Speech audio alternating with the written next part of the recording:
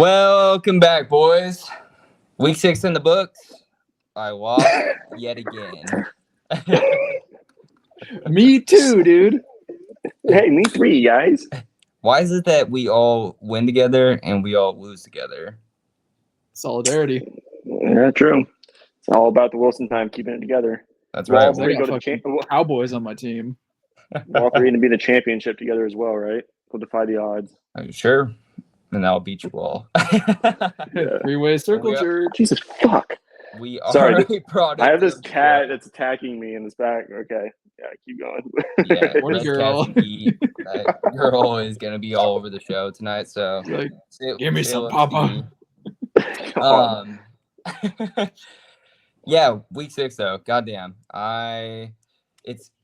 I wanted to point it out because Diz actually pointed out to me. I didn't believe him at first, but yes, the Josh Allen, Kyler Murray trade. If I would have kept Josh Allen, I would have won by like 1 point something points. So I threw that out there before anybody else could shit on me. Thank you, Dirtle, for being on the ones and the twos as always. Yeah, how'd you guys feel For about sure. your matchup? Did it sting as bad as mine did? I'm fucking pissed about my matchup. Traded for Ray Davis, which I was kind of against, but I'm glad that I did because James Cook was out. Ray Davis did exactly what I would have hoped. 15 points. What am I supposed to expect from a rookie? You know? And then fucking Dak Prescott forgets that he plays football and not soccer, and goes out there, gives me 3 points. 3? Ridiculous. Zach Moss, more. Yeah. Dallas Goedert, fool. Fuck them all. Yeah, it's pretty tough. Pretty tough week for you there, Diz. What about you, Red? Cleaner and I had a back and forth message going on all week talking about the fantasy gods and how fuck them and everything. Well, they're back on my fucking hiney, and it was just meant to be last week. I know people give me shit for the Tracy thing, but I was in New York City. That place is a fucking shit show. I was stressed out. I didn't know fucking Tracy was going to start until like right before the game with the ETN thing, so I couldn't switch it in time. So that fucked me. Then I got back into it. Thought Tyler Bass could actually make a field goal, but kicking's hard in the NFL. So yeah, fucking didn't know that I couldn't just get 8 points out of a kicker. It's real cool when people with like Brandon Aubrey and fucking Kyrie Fairbairn banging 60-yarders every game. So it's a fucking tough. It was a tough week for me. It was a hard time with it because I really wanted to beat Cleaner because I think my team is much better than his. So Keenan Allen can fuck right off, dude, because the guy literally has been a bum all year and then immediately turns in. Yeah, just that and the Chris Godwin thing. But I knew with the Chris Godwin thing because Mike Evans going against Lattimore. It's just what it is. Lattimore always shuts him down. So it was going to be a raw dog game anyways. Or they get thrown out. One of the two. I got one more thing to say. After B. Jones came out as a closet Chargers fan over the weekend, fuck the Chargers, dude. Are you kidding me? Makes no sense.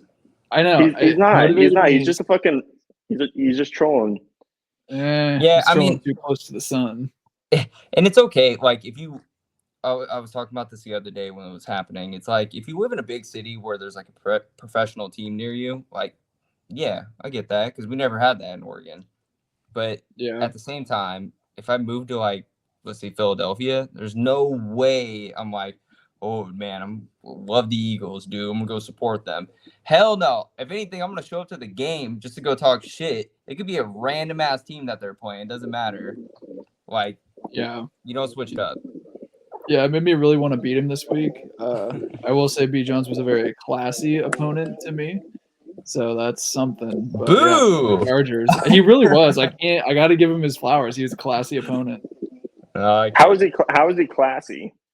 Even near the end of the day, when it was like after the afternoon games ended, Dak put up 3 points. He's like, well, there's still a chance. I mean, Ray Davis. Oh no, that's not classy. That's him basically just he's like, okay, here's an easy way for you to accept your defeat and make himself feel good about it. Be like, I'm being the nicer person.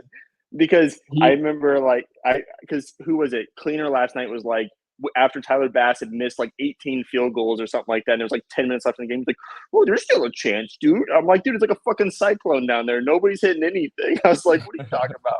I was like, "Good game, dude. Like, fucking take your flowers and go." Yeah, seriously. Monday afternoon, and was like, "Hey, just so you know, James Cook is out. You got to put in Ray Davis." Classy move. Oh my god. I would have gotten it. Man, I What is don't like this? hearing that at all. I'm not gonna lie. Like, yeah, sure, be the nice guy, but I'm not telling my opponent like, "Hey, better go make sure to put in the guy because he's gonna be the starter tonight." He must have been super. He must have been super confident He had to have about been. winning because he was like, "Oh, hey, by the way, put in this play." Like, I no, like, Yeah, well, you can kinda give him gives the me the flowers as a nice gesture, I guess, but give it to him for like 1 second because after that, no. all right. This Well, back to DBFFL. fuck you, B. Johns. Fuck the Chargers and fuck the Dolphins. Yeah, dog. there Don't you get go. some. There you go. See, that's what we like there, Diz. But Okay. yeah, no, the Chargers thing. It's just because like, what? How long has it been since they moved from San Diego or whatever? Because it's not even a thing anymore. Like B. Johns, when they were in San Diego, was still a massive Dolphins fan, and he was still a massive Dolphins last year. So it's just not. You can't do Yeah, that. his team just sucks. And you know what? That's the way it goes. Cowboys suck too. Like, fine. We just deal with it. Yeah. Sorry, I heard a noise there. I might be a Raiders fan now that Tom Brady's part owner.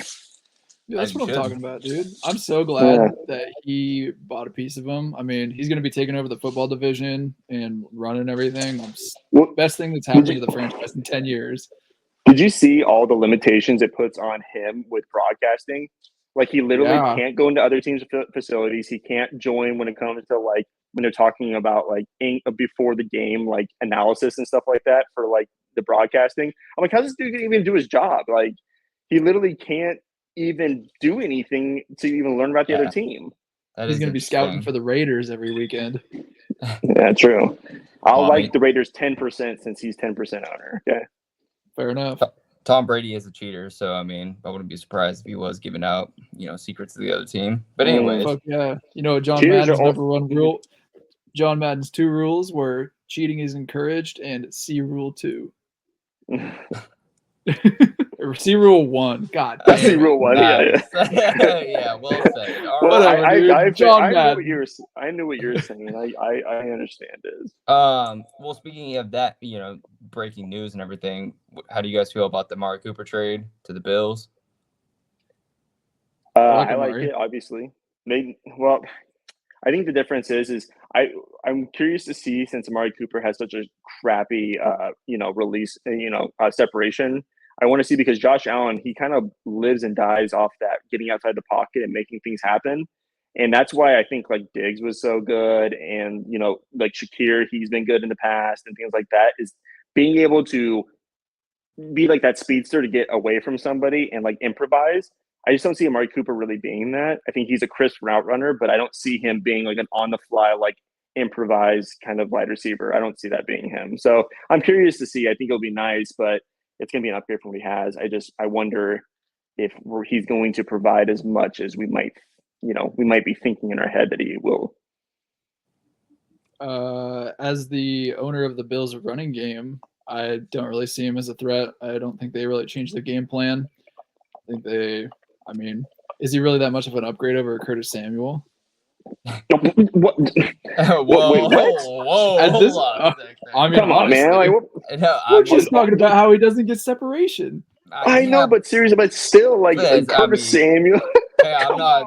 Dude, Curtis Samuel hasn't been relevant ever. So, all right. Hey, he was last year when COD picked him up for like 70 fab or whatever. Well, I'll say this. I think that it at least puts Amari Cooper in a wide receiver, like low end wide receiver 1, wide receiver, like high end wide receiver 2. Just he gets all the targets there. Josh Allen. Like I said, it's going to be interesting to see, because a lot of Stephon Diggs touchdowns and stuff like that came from improvising and being Stephon Diggs is faster than most people would think.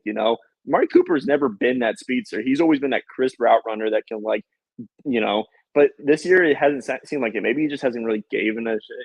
And maybe so he'll be on a team that he feels better on. Anybody that goes to the Browns immediately suck. So you just got to get off there. Yeah. What about Devontae though? I hope he goes and just. We were just talking about this before the show. I hope he literally just goes there and does exactly what we're like. I'm expecting to do. He's going to go there, be the same exact thing he was in LA, and I mean in Vegas, and then I just want to see him crumble, and I want to see Aaron Rodgers finally be put on this thing, being like he's not as good as everybody thinks he is. He can't play until he's 40 like Tom Brady. Can't do it. I'm ready for it to crumble. Yeah, I think Devontae went to a team as bad as the Raiders. I know that's fucking funny, but they have the same fucking record right now. And I hope the Jets go 2-16 and don't get another win for the rest of the year, and Devontae soaks in his sorrow. I do think it's obviously a better, but all like bias aside, right? I do think it's a better situation for Devontae. They obviously have rapport and everything like that too, so it can't get any worse than it was before. Like Aaron Rodgers he threw like 300 yards last night. He does, but that last interception, he can blame that on Mike Williams all he wants. Dude literally underthrew him by like 5 yards. So. Agreed. He did underthrow him. Yeah, that really digs me. That trade really digs me because they're not suffering at wide receiver. I mean, Garrett Wilson was getting it done. Alan Lazard was hogging out last night. And they're like, well, the issue is we need Devontae on our team. Like, fuck right off. They're literally just catering to Aaron Rodgers. It's what they want. And yeah, it's what I'll tell Aaron you one Rodgers thing. Wants. It never worked. It'll never work out that way because, for one, Patrick Mahomes, that's not how it goes with that. It's Andy Reid's team. He's the one that makes the decisions like that. It was the same thing with the Patriots, too. We had Tom Brady, but at the end of the day, it was Bill Belichick really deciding. He's like, do we really need – we barely ever traded for anybody. One time we traded for Randy Moss, and it wasn't because Tom Brady asked for it. It was because freaking Bill Belichick was like, I like Randy Moss. He thought it was funny. So, at the end of the day, having your quarterback make all your decisions for your offensive team, like I don't see it really panning out in the way that it hypothetically should. I enjoy the trade. I know you do. Well, you're an owner. Sell him while he's hot, buddy. Yeah, we'll see, buddy. And then I guess the last one that I saw today, Cam Akers going back to the Vikings. Diz going to rush out to go get him. I actually didn't hear that, so that's brand new news, and I like it. Yeah, I was going to say, Dameon Pierce owner, too. That's got to jingle your bells a little bit. Well, and the one thing I would say is that, so like I said, this whole week I've kind of not been in the football mindset. I've been gone. So is the Aaron Jones injury pretty bad then? Is he on IR? No. Okay, so he's not on IR. Well, this is what I'm going to say right now. I was glad you didn't say that because I wanted to be this because this is going to be B. Jones' life the rest of the year. You're never going to know, bud. You'll never know if Aaron Jones is going to play. I knew it would happen sooner or later. The man started out hot, and he just had to get one little injury, and, man, that thing will just nag him all year long. Yeah, he's always got the nicks and the bruises on there just, hanging around. I love Aaron Jones, man, but this is him, dude. He's literally ticking a time bomb. And he could be a teacher. That's the thing. It's like you always could be a teacher and then gets taught. But so is life. And so, with that being said, let's say we move on to the main segment for our week. And it's something that we all constantly do within our lives. Some of us apply as a philosophy. But let's talk about it in the aspect of fantasy football and the DVFFL. So the name of it is Lessons to Teach. So as you're all familiar with that phrase, right? I'm just going to read off a couple of thoughts or whatever you want to call it, something that you could apply it to, whether it be a league, a team, or just something like a trend that somebody does. Like maybe somebody likes, like the rookies trend kind of thing, or let's just say Calvin, with Deshaun Watson, anything like that. Diz, you purposely mute yourself? I thought the echo was on me. Yeah, no. Is there an echo? I don't hear echo. All right. Is there an echo? No, I think it's fine. Lessons that keep on teaching.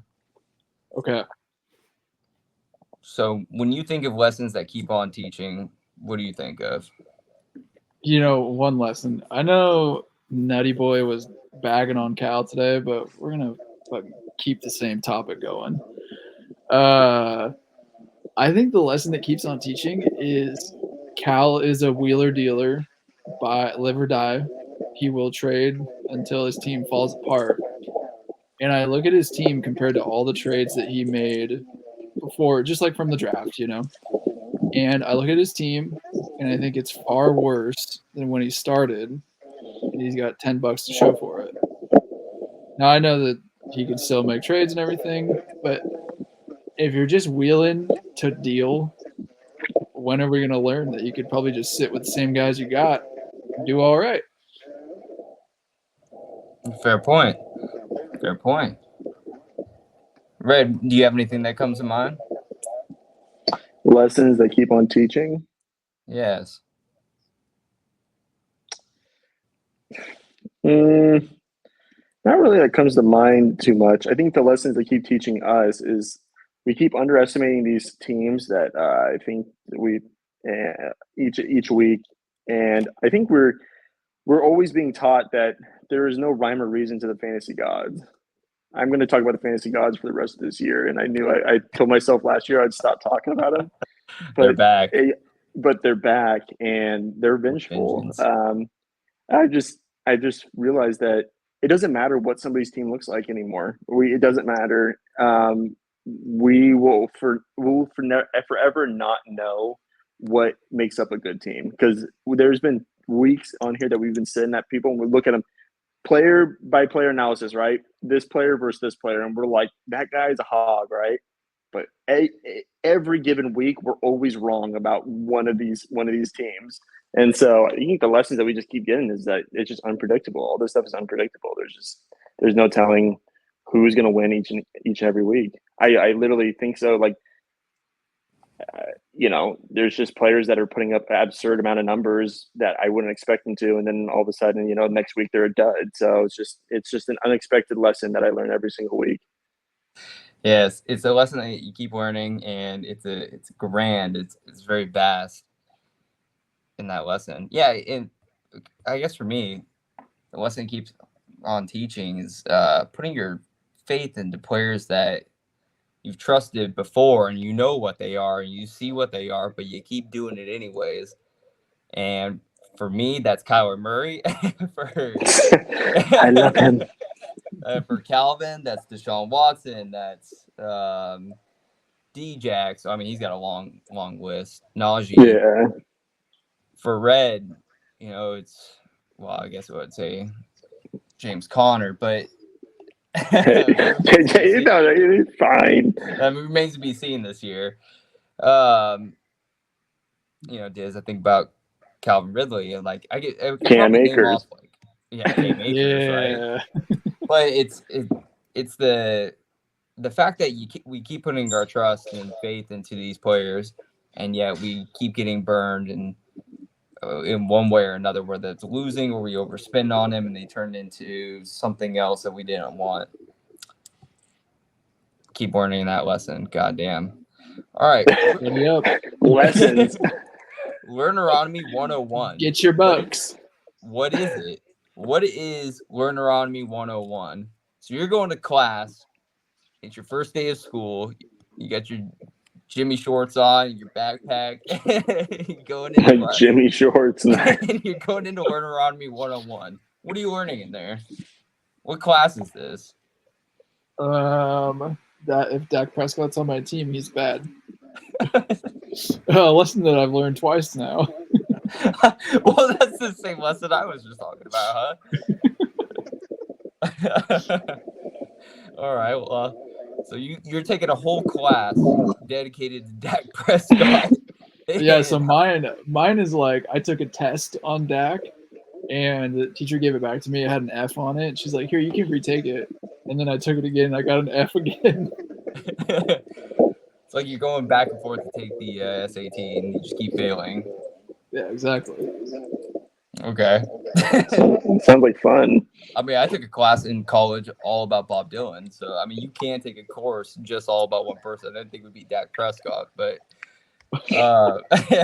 Red, what's your lecture?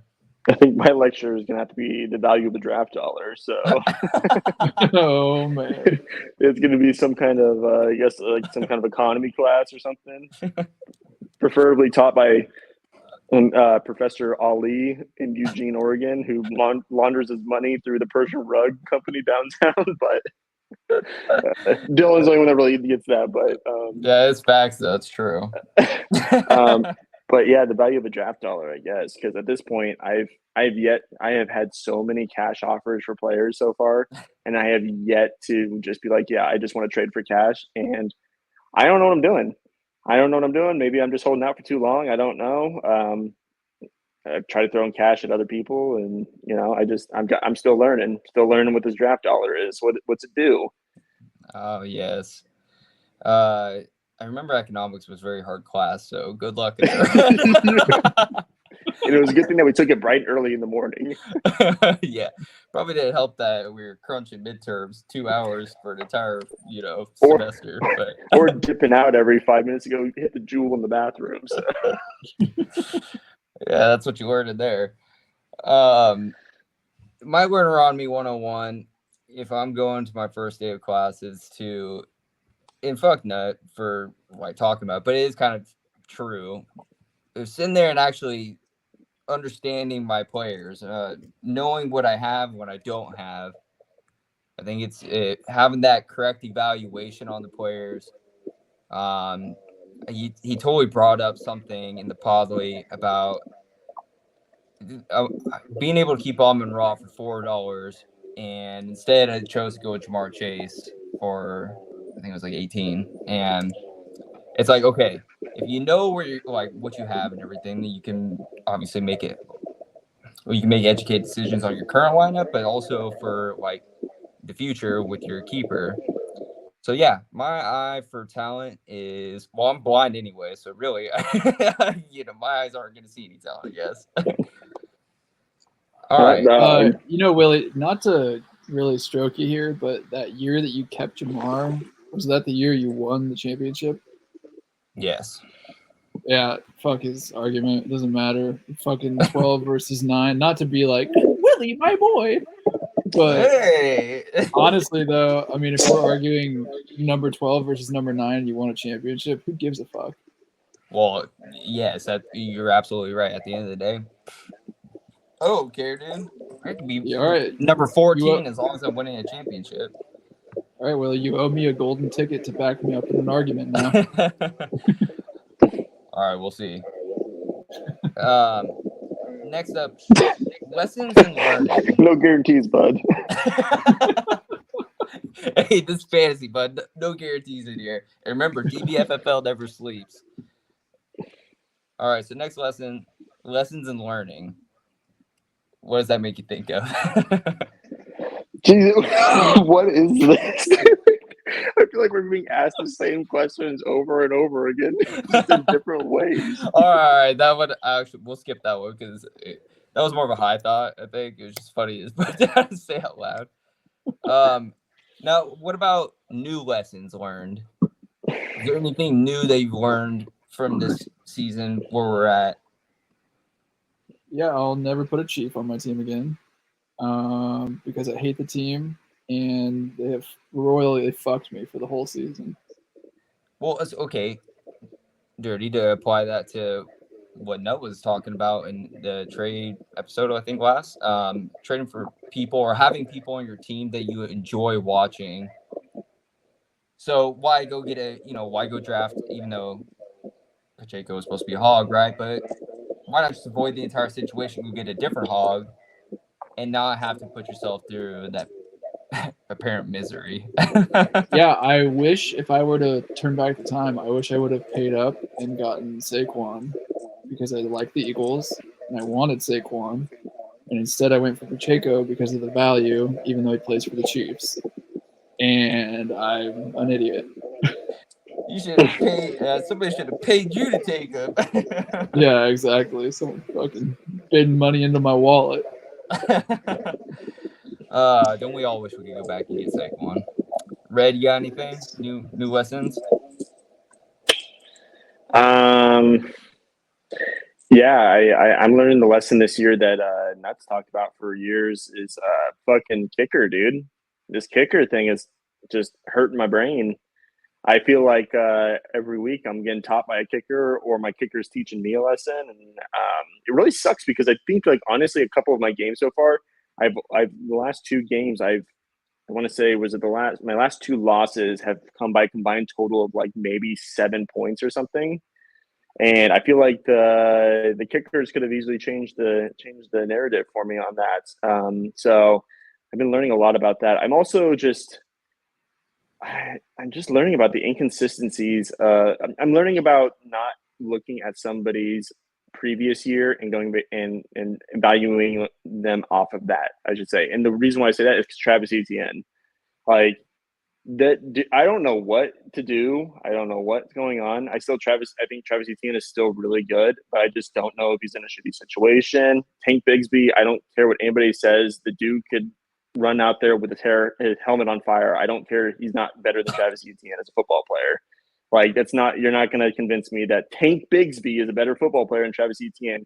A 5-star recruit, freaking, one of the highest drafted running backs in the last 5 years. Dude put up like 1,200 plus yards last year. He's still really good. And I'm just learning that maybe I shouldn't value off that. I don't know. Been real shitty this year. So kickers and not valuing players based off of what they finished the year previously. Sometimes you can, but I think it's more consistency rather than just 1 year. Right. I agree with that. Consistency is something important to think about, like, for players in their past and how they perform. But also, I think there's something to knowing the context of a player's situation, like, say, towards the end of the year. It's dramatically different most of the time. I'm not going to say all the time, but most of the time, from the start of their year to the end of the year, of what their situation looks like. And so for, like, ETN, it was like, okay, the dude did hog out at points in the time last year, but towards the end of it, I wasn't really sure. Like, he was banged up. I mean, Tank wasn't really like blowing up or anything, but you just didn't really like the vibe of their whole situation. And then you go into it this year, and it's like, oh man, I put myself back in here, and now what? We got Tank Bigsby trying to do things like, yeah. I think tough that lessons. was So I think the consistency factor of it is, it's kind of like just looking at these players. I was really getting kind of worried about Jalen Hurts for a minute, but then I'm like, dude, the dude's finished like top five the last like 2 or 3 years. Like, he'll figure it out. And here, sure enough, now we're back up and rolling. So the consistency is very, very high in the lessons that I've learned this year. My lesson learned this year is to not assume how our league mates all trade. And by that, I mean, there's a lot of people I feel like I've had to beat on how they operate as far as how they like to talk in their trade talks, what kind of players they like. And this year, been in a decent amount of trade talks, and I feel like I'm learning something new about each person every time I talk to them, whether it's like a good thing or, well, I don't want to say a good thing or bad thing, but, just like some surprises. So not to assume anything ever in DVFFL. Never sleeps. True. That's all we got for the lessons, though, boys. I learned a lot. Yeah, there's a lot of learning in here. It seems like you're learning quite a bit of lessons over your. We're gonna call that the think couch. So yeah, it's Cali pondering TD couch. You got the think couch. Yeah, no, and the trade couch is whatever. Those trades are just boo boo. I don't think they're any. Have any of those trades been significant so far? Well, I mean, AJ Brown, yeah. Was that on the trade couch though? That was. I feel like they could just. I feel like they could just say it's on the trade couch because we would never. We would never know. We wouldn't. Like, literally, like Trike could have made that. I'm pretty sure Trike made that trade like really late at night or really early in the morning. I can't remember. And like, unless he's just sleeping on their couch, like, was it really done on the trade? Was it done on the trade couch? Hey, I'll just say this group is known for sleeping on couches and zones, so I wouldn't be surprised. And if it's that delectable of a couch where you get a trade every time you go sit on it, I'd be sitting on that thing 24/7. I would only sleep on it if they pissed on it first because I like piss couches. Yeah. As long as there's a little bit of Doko on the side to eat midnight. Yeah. Good Yeah, to just go. mask the smell of the piss couch with the Doko, and then just keep my eyes locked in on the Dark Knight or Donnie Darko, and I'll be good. Don't forget about Joe Dirt.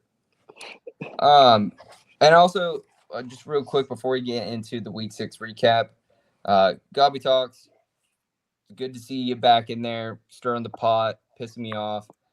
And Cleaner, I tried to clear the air with you, and you gave me a nice earful off the set. You got on Gobby Talks, you weighed out your cojones. That's fine and dandy, buddy, but I don't know. I cleared my name. Leave me alone. I've been trying to stand up for you while, in some ways. Actually, fuck that. I ain't even going to try to stand up for you, bud. You're done. And by the way, Tua, I was gonna actually do a whole thing about correcting Gobby Talks, but come to find out, there's actually a couple things you guys were right about, so suck me outside. But Tua did play all year last year, just so you guys know. Yeah, there you go. Where'd Dirty go? I have no idea what you guys are talking about, but yeah, Tua did play all year last year. Well, yeah, you got to catch up, Red, on the content there. Okay, Week 6 recap. All right. You know what it is. I got the tug and run. I didn't really get a watch. I honestly didn't. I didn't see anything this week, so I'm basically doing this all on the fly here. So let me fill you in here. Here's the headliners I wrote down. Jesse and me gave me the tug and run. Would have just yanked my putt off and ran with it. Not having a chance to even get any enjoyment. Well, I know everybody that won. Okay. I just didn't watch any of the games. Besides last night, I saw Tyler Bass. Yeah. No, I got you. We'll just say like who won. And you can tell me if you got any thoughts. No, there. I can do that. That's Dream fine. Chaser. So chasing Joe Dreams. COD, big win. Not even Josh Allen could save Calvin. So Calvin, you're just going down the toilet bowl. I don't know what Calvin's. So I'm sure you guys have, stroked him off enough about this in the group me, but I don't know what's going on. Why is Calvin trading everything? Like, what's he doing? Like, is the man just like? I feel like is he just impatient? No, he's absolutely spinning. I don't know why. Like, Calvin, yeah, he thinks he has a grandmaster plan, as you can imagine, and let's just say it's safe to say nobody is safe on his team. So the dude's gonna keep churning. Yeah, I'm super confused by what's happening. Maybe it works out for him or whatever, whatnot. But like, I don't get like the Najee Harris thing. Sorry, bud. Russell Wilson coming back this week. Like, you're not gonna. I don't think. I think the first 100-yard rushing game for Najee Harris, and I don't know how long. Like, it's because he played the fucking Raiders, dude. Well, I guess that. Well, actually, Najee Harris finished out the last year actually rushing for over 200 yards but that was Najee Harris has only had 5 100-yard games in his whole career, and he's been in the NFL, which seems to be 500 years at this point. I feel like he's 60 years old at it now. Yeah. I just don't know what he's doing. I just don't know what he's doing with his team. Did he really think Tank Bigsby was going to be the next thing? That's his keeper. Jesus fuck. There you go, right? You like that? Dude, you can't. Nobody can sit there and tell me. I want everybody to just know that Tank Bigsby is not a better running back than Travis Etienne. Scored more points than him. You're not gonna be able to get your handcuff now, buddy. Oh, dang it, dude. Okay, well, all right. Well, I just want to know what's going on in Calvin's head. So it sounds like he's spiraling because he keeps losing every week. He's spiraling. He's trying to accumulate cash, and I guess good players. So he's going to go the next year the same Josh way. Allen got good. By the way, I thought that was okay. Hindsight's 2020. Kyler Murray immediately went out there and shit on my day, so that's fun. But the whole I was just gonna give a little context. Josh Allen and I get $12, Kyler and Rashee Rice. It was more about the Rashee thing for next year, and yeah, $12. Plus, Kyler, he's gonna be fine. Give me boom or bust. I don't care. Well, if you want to win this way, if you want to win this year, it's good to be trading for next year. This is why I keep saying playing chess. You're playing checkers, dog. Get out of here. But then, if So we switch over to COD here. Yeah. Dude got a win without old Mini Men or Neighbors, so that's pretty juice right there. I just don't even know. I need to find out what these guys are doing to get these kicker points, man. Like freaking 19 from Chris Boswell, hot dog, dude. Like Yeah. that Hot was dog indeed. like if I can Play get against the that'd be Raiders. nice. So it was interesting the fact that like I look at this lineup that I'm looking at with old COD and I'm like, how do you get 100 points? And then I just keep looking and there's just like these random guys just booming off. So it's cool. What Wilson for Arizona getting a touchdown? Like what? I don't know. Maybe that's just me being a Debbie Downer since I own 2 Arizona fucking studs, but Well, it was a good game. Joe Burrow getting a 50-yard rushing touchdown. That was kind of fluky. that doesn't happen. But I will say this about COD's team. I mean, he's dealing with bye weeks, and Malik Neighbors been all banged up. So it's like, well, not really a good on bye him week. to He do literally that, but got Juju. I like his team though. I I like don't Jahmyr mind. Gibbs, and I I don't like mind his team. the Commanders running, and then Josh Downs can be a sneaky flex, and when he gets that Malik Neighbors back in there, My problem with Josh Downs fuck is Kyle that Pitts. it sounds like they're gonna put Anthony Richardson back in when he comes back. Well, yeah, we'll see how long he lasts. Too. Everyone's I talks about we'll see, but I'm just saying like if he comes back, then Josh Downs goes down hard because Joe Flacco is just a man among men. you telling me Uncle Joe Cool. Yeah, Josh Downs though, just a flex. I mean, whatever. I just like COD's overall construction. I think. The War Machine marching on. Caught Diz playing a little pocket pool. So. Wait, what does that have to do with me? Oh, whoops. Sorry, bud. I have your name written down there. Play your own pocket pool, motherfucker. Tron got caught playing pocket pool. Yes, he did. Yeah, Trike seems nice. Trike's team is nice. He did spend. He spent a lot of money on that AJ Brown. Has he made any money this year, or has he just basically spent? I think I'll tell you. Yeah, tell us ones and twos. But nice to see that AJ Brown instant dividends. Go out there and get Mike has $182. Okay, so he sold a player too. So yeah, this is nice. But this is also one of those weeks where literally every single player on his team got a touchdown. Like hot dog, dude. When do you ever see that? Like besides his defense and DK Metcalf, everybody's at least got 1 or 2 touchdowns. That's insane. Yeah, we got low kicking in this game. Yeah, whoa, that's Tron rocking my old Brazilian bomber there. Zay Flowers did it for him too. I do like Trike's team. And maybe this is I need a page out of the book of just I need to go spend $30 on one player.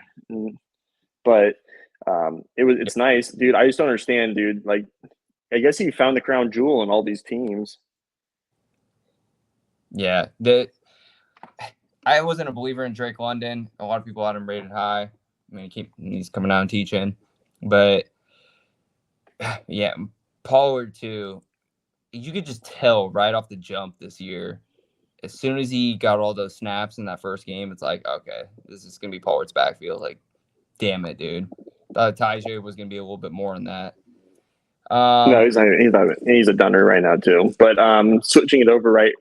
Tron's team. Yeah. Bad. Olave. Minus points, dude. Oh man. Talk about a lesson you keep on learning. Tron. You got to get off Olave. Tron's team is interesting to me because it looks like he's got a lot of players on here. I think Tron and I are kind of in the same spot here. We got a lot of names, we got a lot of players. We can't seem to pick the right freaking ones. Very true. Yeah, on paper, Tron has a good team.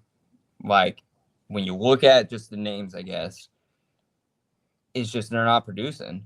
And we'll see with Amari Cooper. I mean, that's a nice boost there.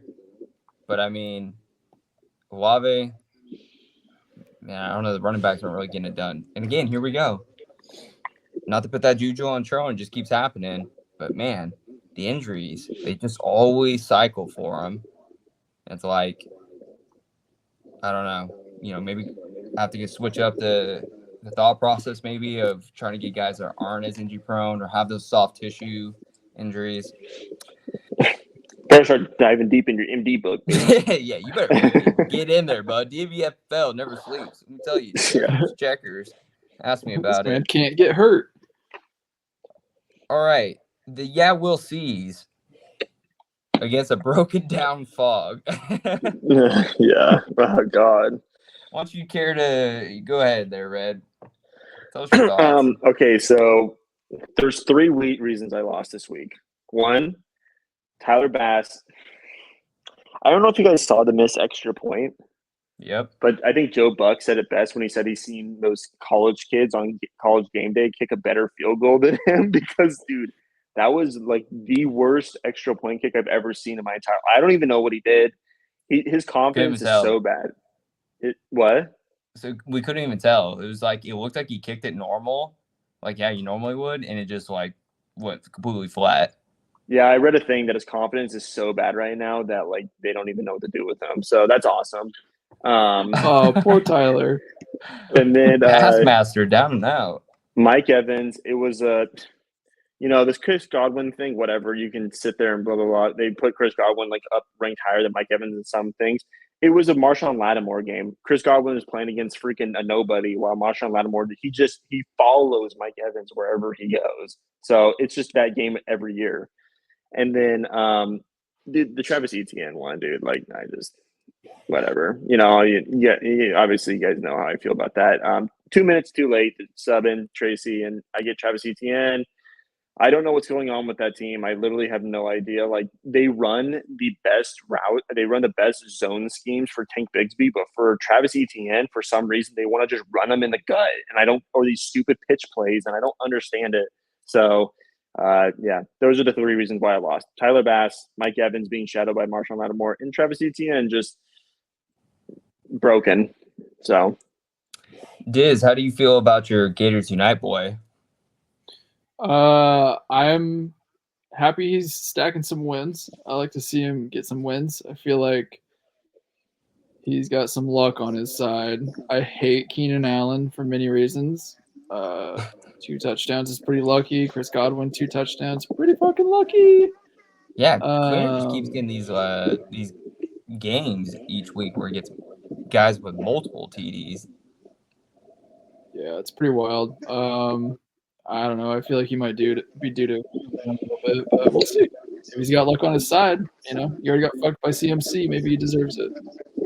That's why he calls himself the Will Sees. I'll give Quinner a little bit of credit. I mean, he's proven us wrong. We keep talking, dog water about his team, but yeah, he keeps doing it, and he's got reinforcements on the way. So who are you gonna say? Say the one name. Jonathan Brooks. Jesus. Nick Chubb. Oh, dude, if I got to hear about Jonathan, I literally cannot stand that guy. Freaking Nick. We got Chuba Hubbard putting up 120 plus points on offense. Everybody's like, well, Jonathan Brooks is coming. It's like, what? They just going to take him out of lineup and be like, here you go, Brooks. Like, you never touched the field in the last 2 years. Just recently, too, I saw on Wall Street that TD Incorporated stocks are rising. Whoa. I already sold my shares. Well, don't do that, bud. Buy back in. This is This is probably one of the more interesting things to me because Scheimer has nothing to lose. Balls to the wall. So, why not just spend all the money you have? Because at the beginning of the year, right, he was selling some people off to make a little bit of cash for next year. Yeah. Now that he's decided, now he just sell the whole farm. You give away all the money you accumulated. Just pay the $50 because whoever comes in next year, right, just gets the $200. So, dude goes out and buys Bijan Robinson. I still like when I look at the team, it's not like one of the top teams in the league, but why not just go out and spend all your guap? Yeah, honestly, And it worked out this week. it definitely did, and just so poetic. Fantasy football is such a finicky bitch because Cal trades away Bijan, who we've talked about before, where Bijan just hasn't been the dude, and then Bijan's arguably best game of his career happens as soon as he goes on Brian's team. Just round of applause for that one right there. There you go, Calvin. That's a good teaching right there. Look at him. He looks stoned. Yeah, he does. He is high as a kite.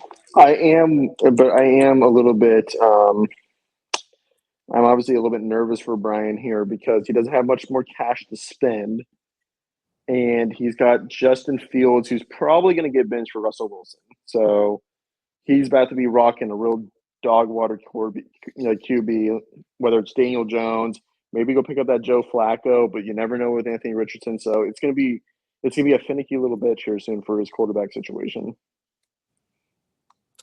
On the other side, what do you think about Guabi there, Dirtle? Got a little too gluttony. Yeah, I like to see Gabi losing. It tickles something inside me. Yeah, actually, if you go and look at this, Cole Kmet, 2 touchdowns. I'd bet a draft dollar. It doesn't happen again this year. So his matchup should actually look. Yeah, hit me up, Gabi. We can make the bet. Gabi probably drops him later. Yeah, I think Gabi got really lucky, and his matchup would look way worse if Cole Kmet wasn't there. So keep losing, Gabi. Keep going. Yeah, we'll say with TD Incorporated on their last hurrah here, I completely agree with the strategy of just full send it, spend all that dough, and just see what you can do. You know, I feel like Brian wants to ride off into the sunset, like winning a Super Bowl and retiring, you know? So why the hell not? Dude, I wish. I kind of wish I had that in my right now, right? That luxury. Yeah, I wish that I could just be like, man, just like whatever, dude, just spend the $50. Yeah. You know? That'd be just a wild feeling, man. You're just tossing out cash. Be like, oh, this person's offering you $25. Here's a $26. So a little perspective that I have on it is it's with Brian going about that strategy. It really doesn't make any team. You know, there's always like one team that's like just really bad, and it's because they don't want to go spend all their money to like try to rebuild a super team and stuff. And like, what if you don't work out? You know, whatever. But since that's off the table, it's like even with Gabi at 1-5, I still like a lot of pieces on his team. You know, he's missing a couple guys still. So I mean, it's just like it doesn't feel like anybody's over the top bad. Like there's not like that one team I'm looking at like, oh my God, they're terrible. They won't win again. Yeah. So it's kind of interesting how the bottom is now rounded out of the league, and it's like, okay, we're all just gonna be jockeying. Like this is a pretty goddamn tight race outside of Nut and Sir Triclet. Although, I mean, who knows? The way everybody's kind of playing right now, it's like we could see a little topsy-turvy kind of thing. Dude, I know everybody's scared to trade with me, but for the love of God, I have a lot of running backs. Like Travis Etienne? Dude. Like, why not take a flyer on Travis Etienne at the end of the year, dude? Like, he's gonna take come a flyer back. on him. You know, like I'll keep him. You know, if I have to. I'll take a cheap flyer. Well, yeah. I'm not gonna sell him off for like $2 or $5. The dude's still an RB1 when he comes back. Red, just go make an announcement and group me. Can't, bud. I need to reset I gotta reset the mental. Derny's Diner shut down. Got an F grade. God damn it. At F grade. My team tried.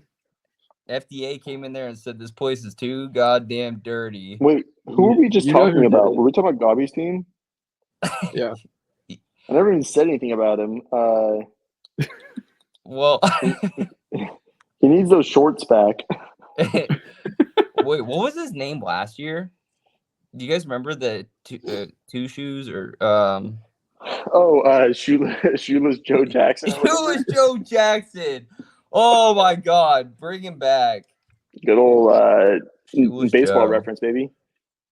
Yeah. So Dirty's Diner, everybody's favorite sloppy Joe joint.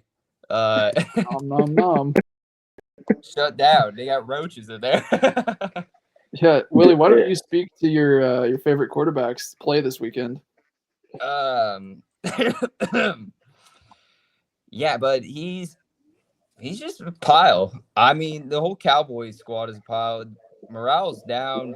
Jerry's talking about dude schlongs instead of football. You know, also too, I saw that Jerry said today that Cowboys are going to be off the market. They're not going to be doing any trades or anything. I'm like, oh, perfect, because everything's working out so well right now. Let's just keep rocking it, and we'll just sit on the boatload of cash that we can go dump on the one guy.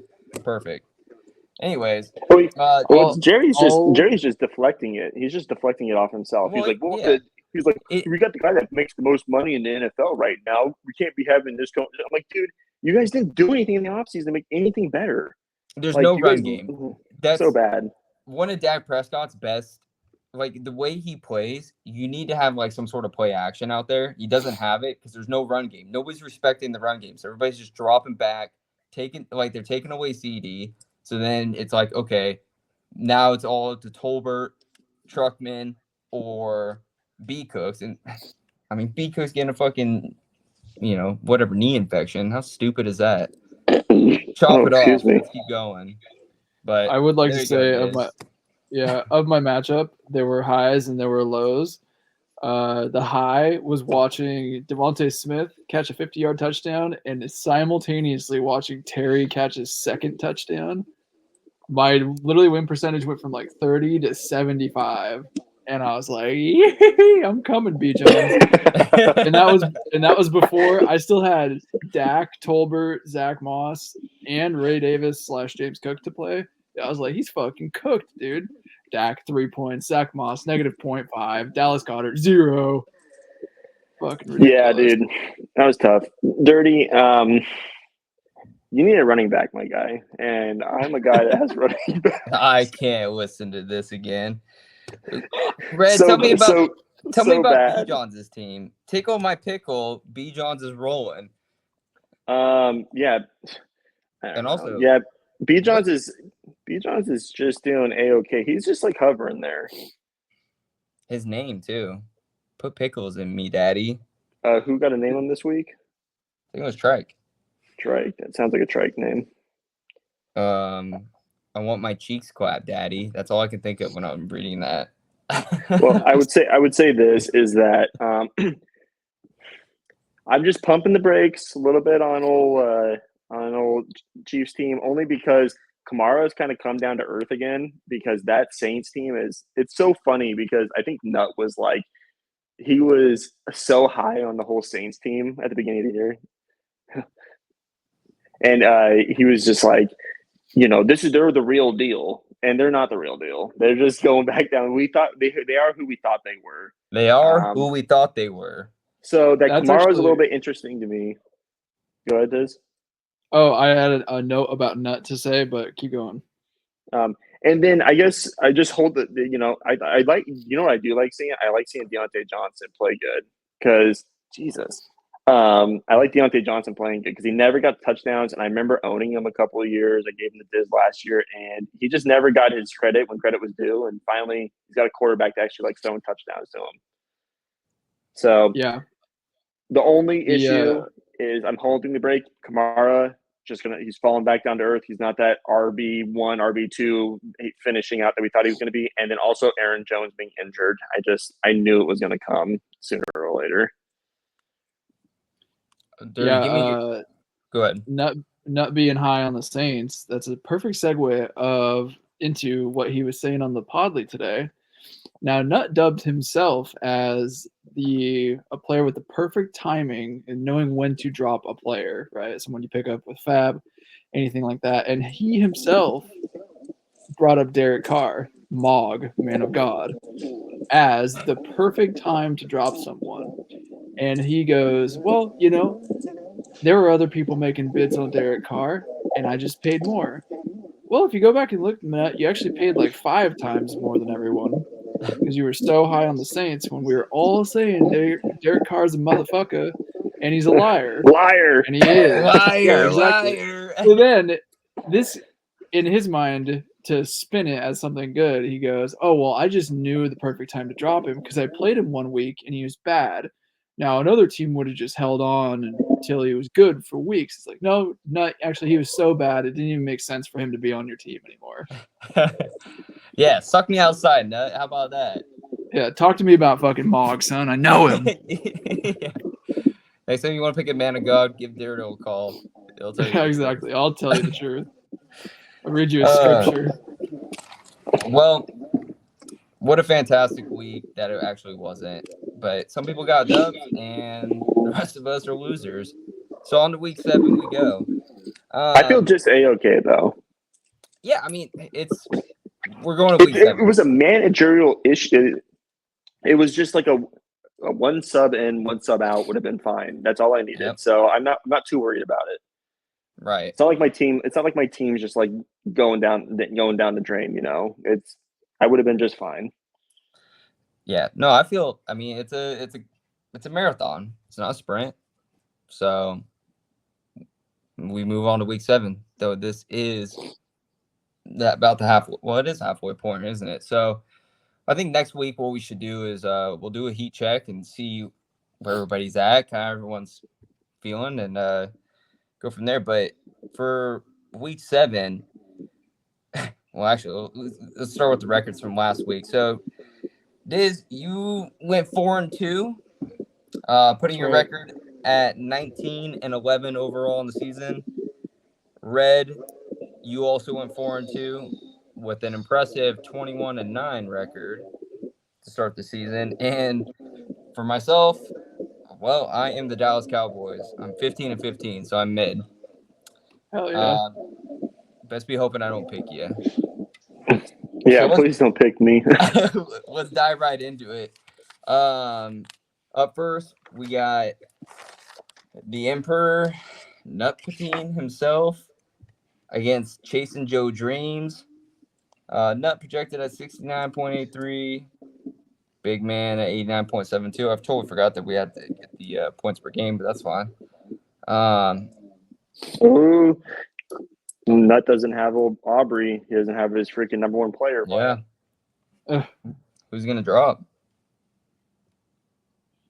Well, he knows the perfect time to drop somebody, so he'll know. Yeah. exactly. Perfect timing every time.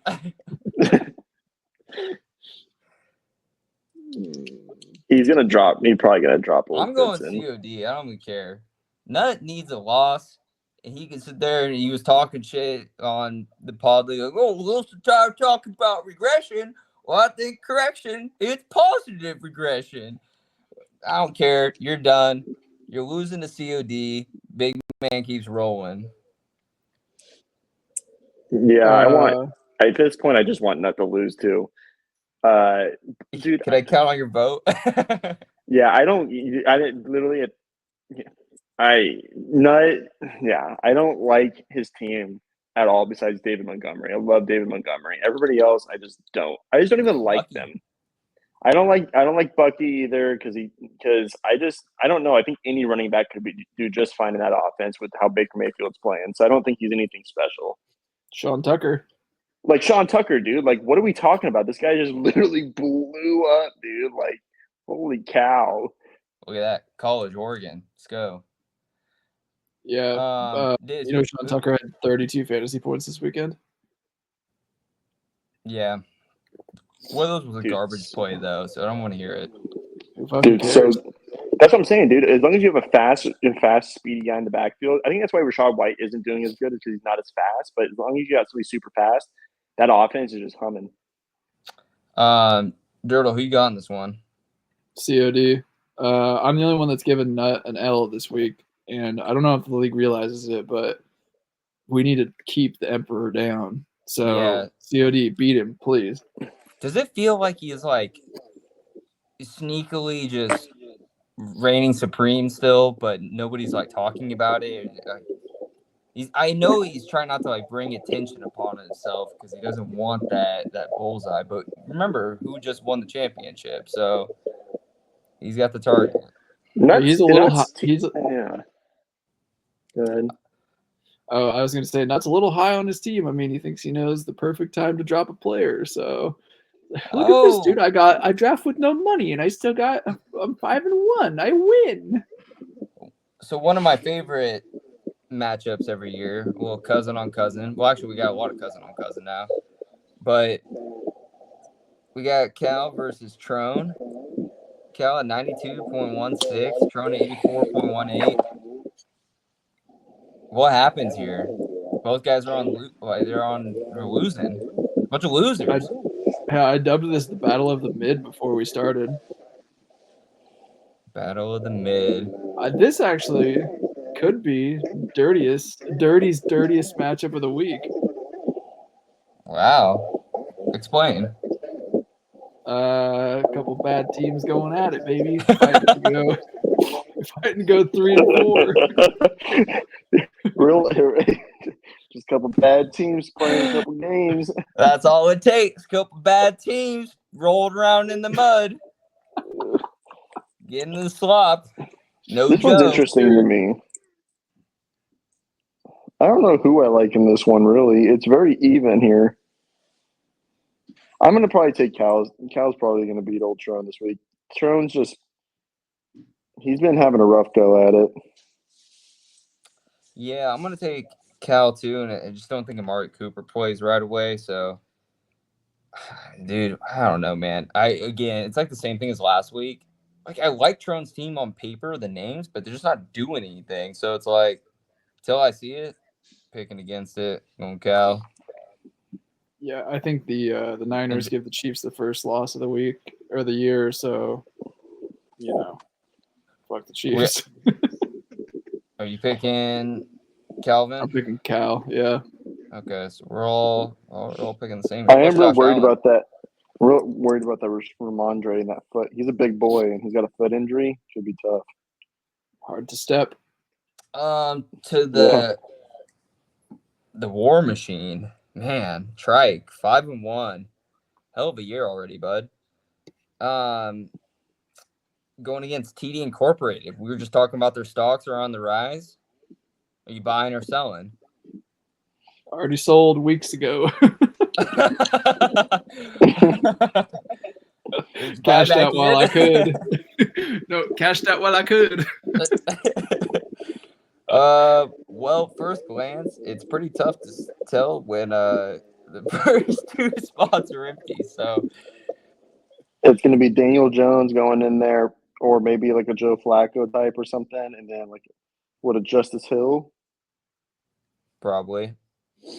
So yeah, I'm going with Trike on the dude. And I like Trike's team too much. I don't like the fact that I like this team more than my own team. So going with Trike. That's a bad feeling. That's a real bad feeling when you like somebody's team so much and you're just like, well, my team's it's all right, I guess. Yeah, I guess my team's just mid.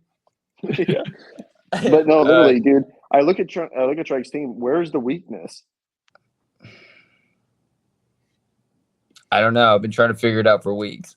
There's nothing. And the dude's he's lucking out. No injury bug whatsoever. Like this man's just rolling. So Big Diz, who you got there? I'm going Trike. Trade me Pollard. That's all I gotta say. You want that Penny Packer back? Yeah, I do. I miss him. The War Machine keeps rolling on. Pollard needs the Penny Packer nickname back. He needs. Dude, I've been telling him that for a week. He's Pennywise right now. It's not fitting. You got to be Penny Packer. Trike, if you knew Trike, you should remember from last year. I'm Pennywise. I'm in the sewers. I was just in New York City visiting all my rat friends. You're the Rat King. We'll see's sitting at 3-3. Against Put Pickles in Me, Daddy.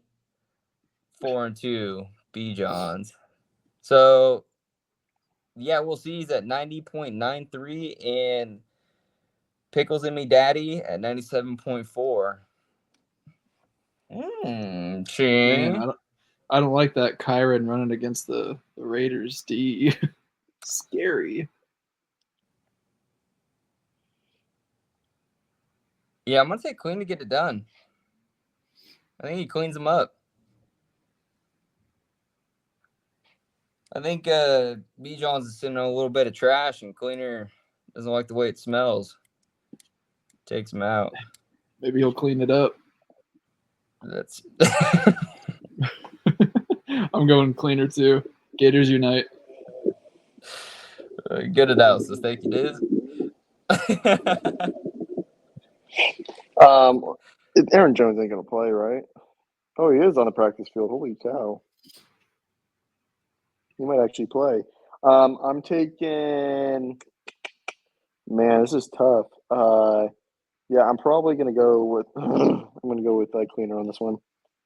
He's got some good matchups this week. But dude, does that Nick Chubb really come back? Like, I'm so weary of all of these players coming back from these major injuries and producing immediately. Well, they got him slotted to go this week, it sounds like. So I'll be very curious because that offensive line is dog water. Perfect timing too. Jerome Ford just went down. Yes, that's true. To the J Den at 2-4 here, going against that big fog. 3-3. So J Den 66.8 must be missing somebody. Bears D, okay. And Big Fog at 93.39. So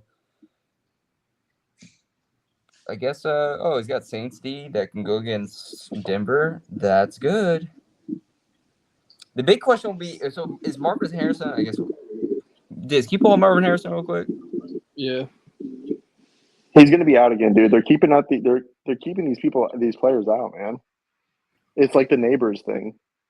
Whoa, concussion confirmed by Gannon. Whoa. Ganondorf or Rich Gannon?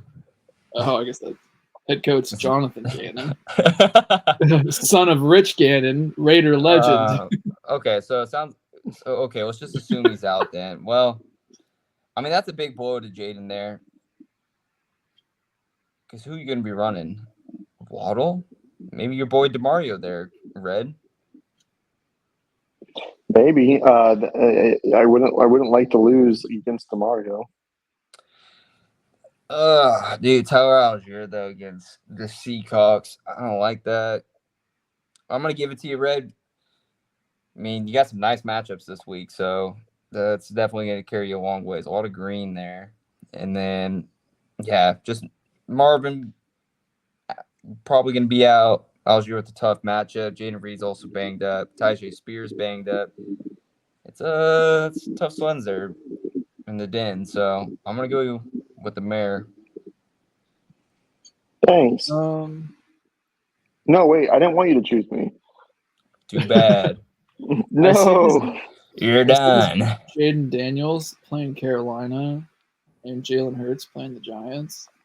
I don't know. It's intriguing to me. Isn't it? I think I might pick the Jaden. Okay. Sorry, Red. You might or you will. I will. And you shall. There's a will, there's a way. To the Tuggernauts, who just recently pulled my pug or pud ran. Not my pug. Not my pug and my pud. Tuggernauts 3-3, going against the Globbies Gluttons 1-5. Man. Tuggernauts at 77.97, Globby 62.59. It looks like Globby will be slotting in somebody in the tight end position. Possibly.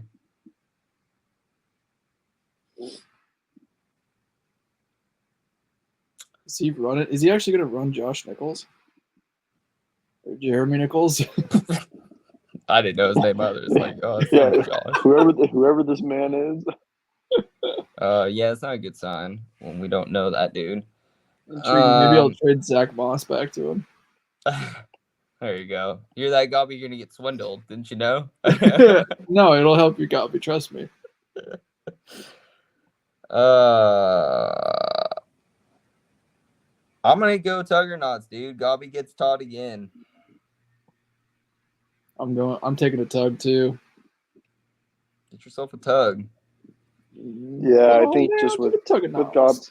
Gobby's situation right now, it's looking a little tough. So I'd go with old Jesse on this one too. All right. And last but not least, Red, take me to the Sloppy Joe house. We Boy, got those dirty roach mongers sitting at 3-3, looking for vengeance after a loss.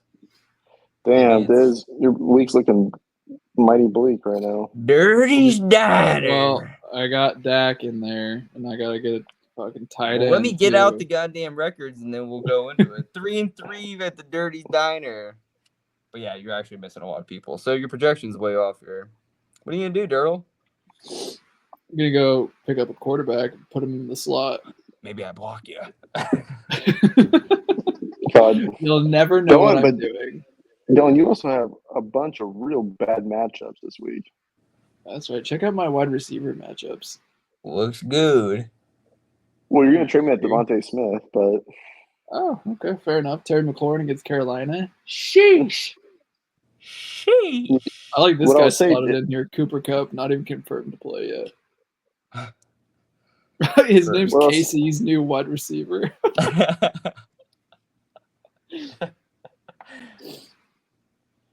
This is well, I'm gonna go with Dill. I'm gonna go with Dill right now.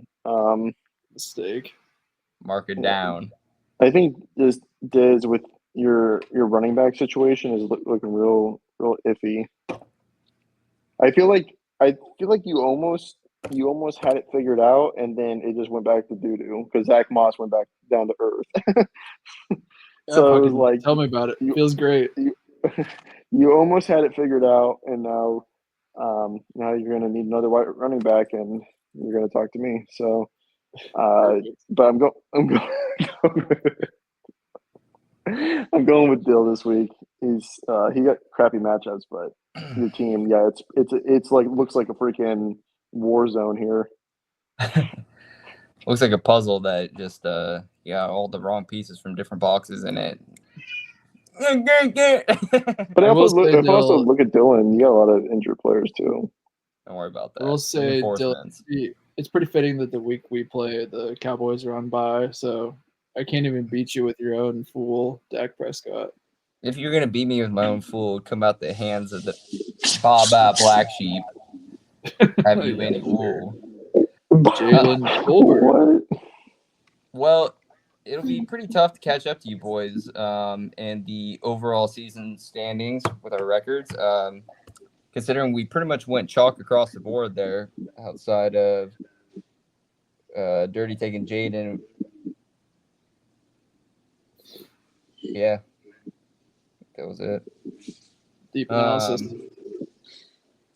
So yeah, we'll see how that goes. Maybe I can get back on the winning ways. But week 7, yeah, halfway through the season, regular season. Jesus Christ. I was talking to Calvin today at lunch, and he said that he's not concerned about making playoffs this year, which my response was, well, I would be, considering that this is a very tight race already.